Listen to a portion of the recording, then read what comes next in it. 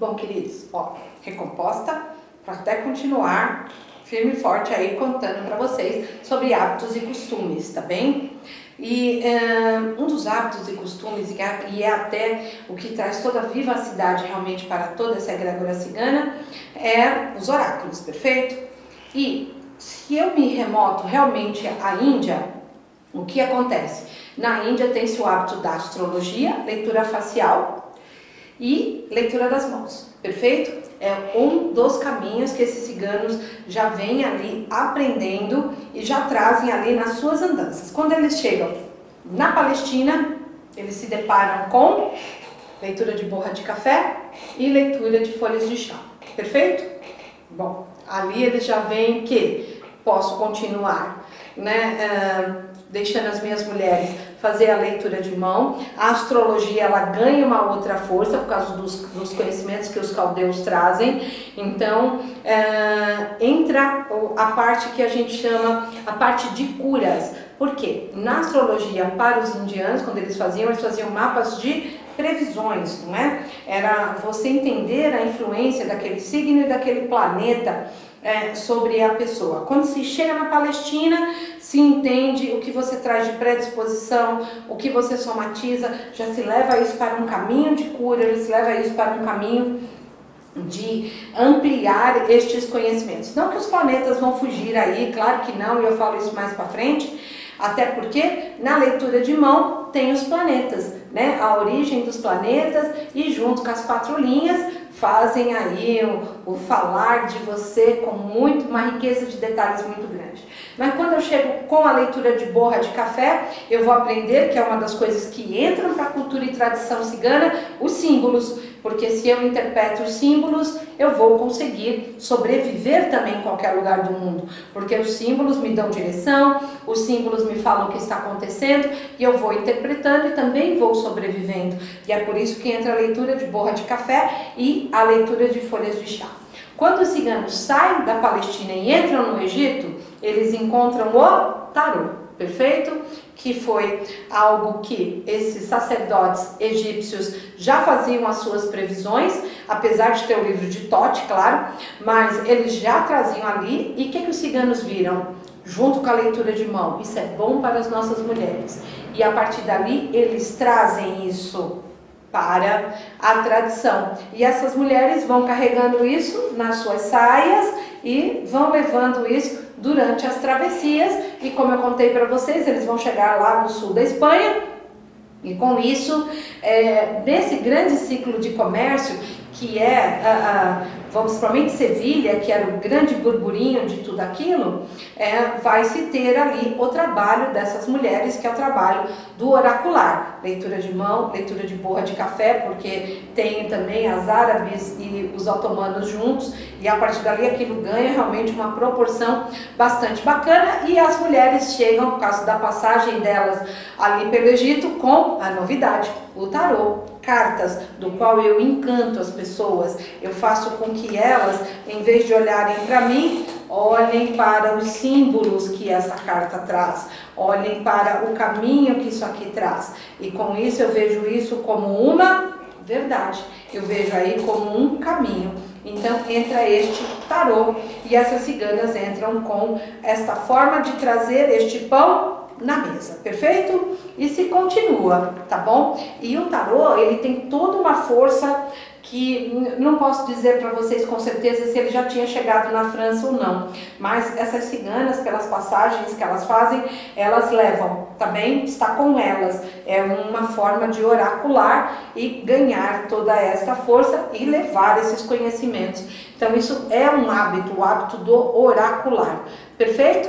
E vão por ali. Os outros que vão fazendo o caminho pela Europa, vai se conhecendo os outros oráculos, não é? Quando passam na Grécia, passam em Delfos, que tem a grande pitonisa que fala sobre os caminhos, que aí entra exatamente ouvir toda a sua intuição e passar os recados que são tão importantes, e todos consultavam ali, iam até lá e consultavam Delfos, não é? Somente toda a parte da história. se eu vou adentrando mais os outros países, eu vou encontrar exatamente a forma que, né, as bruxas vão encontrando a sua forma de oracular. Então eu vou encontrar runas, eu vou encontrar as runas das bruxas, eu vou encontrar esses outros métodos de oracular, e os ciganos trazem as pedras como uma forma de oracular também, junto com a mandala astrológica, perfeito? Que eles trazem da onde? Da Índia, como previsão. E quando eu coloco pedras e coloco essa forma de interpretar, eu vou adentrando o meu caminho e as coisas vão seguindo e eu vou ganhando. Fora isso, não esquece, tem o que? Leitura de mão, perfeito?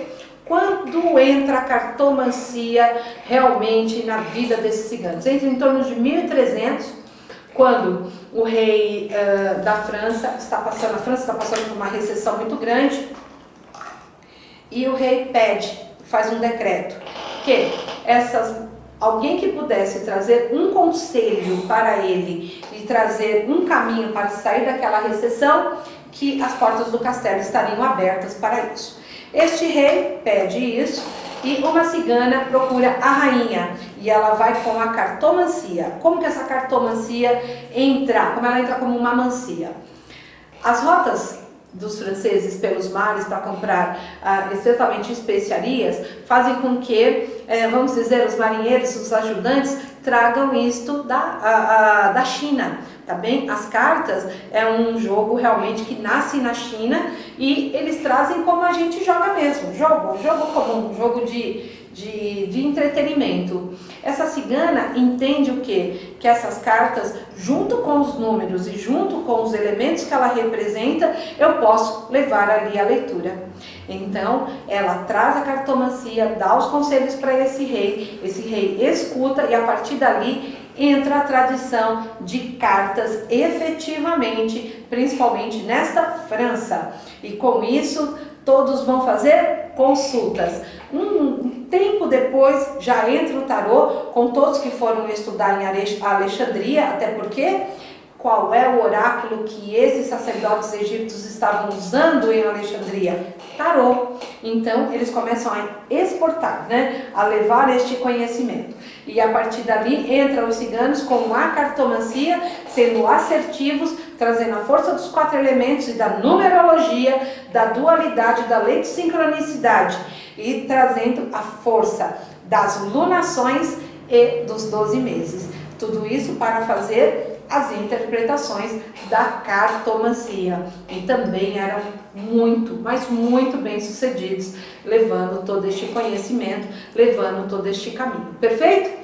E com isso vira-se toda uma tradição, vira-se todo um caminho, tem toda esta força de oracular, e isso você vê, ela vai ganhando proporções muito grandes e vai se adentrando.